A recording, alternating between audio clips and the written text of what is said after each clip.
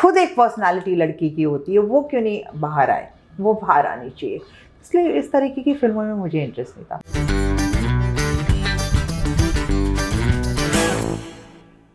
महेश भट्ट ने कई जगह कहा है कि ये मेरी और मेरी वाइफ किरण जो फर्स्ट वाइफ है उनकी कहानी कह रही हो, तो हाँ ये जी, मिला जुला के मिक्स वो उनकी करके। कहानी उनकी थी, हाँ लड़के की कहानी उनकी है हाँ। कि हाथ को जला लिया हाँ, और ये हाँ, सब हाँ। उन्होंने किया है, अच्छा, तो लड़के की कहानी उनकी हो महेश गई, भट्ट की है, राइट। और जो लड़की की जो कहानी है कि मैं खुद पैरों पे खड़ा होना चाहती हूँ, यस मैं खुद कुछ बनना चाहती हूँ, यस मेरी मदद करो, तो शी आस्क्ड राहुल। यस तो वो शुरू से जो लड़की जो है वो खुद कुछ करना चाहती है, वो मेरा मेरा सपना अपना इंडिपेंडेंट बनना है, अकेले रह के, तो ये सब, तो it was based on that. But पहले आपने आशिकी के लिए मना क्यों किया था? Oh God, you know the thing is that आदमी अगेन आदमी सोचता कुछ है और होता कुछ है। और सबसे पहले मैंने आशिकी के लिए नहीं मना किया था। अच्छा, मेरा इंटरेस्ट फिल्मों में नहीं था, ये बात थी। मैं एक्टिंग करती थी, एक्टर हूँ मैं, शुरू से एक्टर हूँ, स्कूल के एक्टर, थिएटर किया है आपने, मोनोलॉग भी दिया था। So but the thing is that I was also going to Paris at that time. तो मैंने सोचा कि यार पेरिस जाएंगे, शादी के प्लान्स थे आपके? देखते हैं वहाँ सब हो गया setup, so things worked out.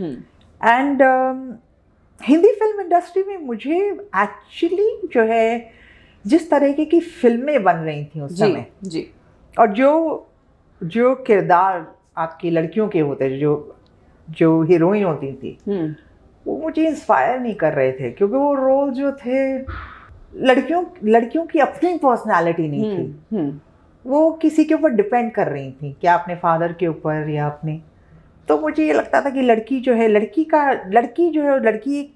खुद एक पर्सनालिटी लड़की की होती है, वो क्यों नहीं बाहर आए, वो बाहर आनी चाहिए। इसलिए इस तरीके की फिल्मों में मुझे इंटरेस्ट नहीं था। तो मैंने महेश भट्ट से कह दिया था कि ये रीज़न है, मुझे इंटरेस्ट नहीं करती हैं। फिर उन्होंने कहानी लिख ली बाद में, उसके 6 महीने बाद फोन किया।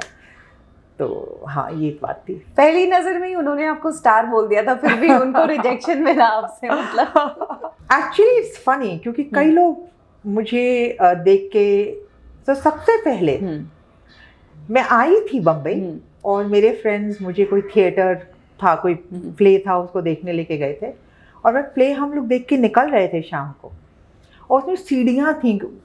टाउन में कोई लाइब्रेरी है, वो पुरानी बनी हुई है, उसमें बहुत लंबी सीढ़ियाँ हैं। हाँ तो वहाँ से मैं उतर रही थी प्ले खत्म होने के बाद, और कोई लेडी नीचे खड़े होकर वो मेरे को देखती जा रही थी। मैं नीचे उतरते नीचे पहुंची, तो उसने कहा यू आर अ स्टार। औरतों के साथ काम करती थी दिल्ली में, अच्छा, जामा मस्जिद। तो मैं सर ढक के और सलवार बड़ी मोटी वाली सलवार और कुर्ता उपना यहाँ तक का और पूरे फुल स्लीव, ये कपड़े मैंने पहन रखे थे। और उसने कहा यू आर अ स्टार। और कौन थी? शोभा डे। मैं तो बिल्कुल नहीं थी, मैं तो कुछ नहीं जानती थी, किसी को भी नहीं जानती थी।